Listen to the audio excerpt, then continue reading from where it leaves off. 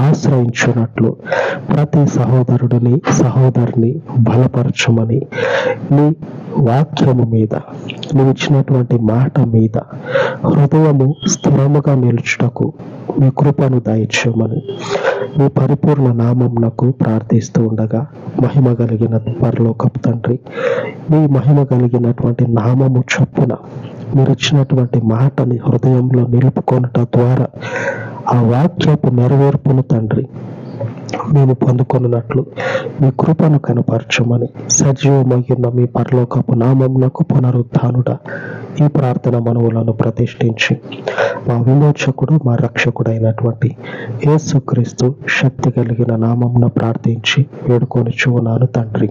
ఆమేన్, ఆమేన్. పరిశుద్ధుడైన దేవుని సహవాసము నిత్యము మనకు తోడై ఉండును కాక. ఆమేన్, ఆమేన్.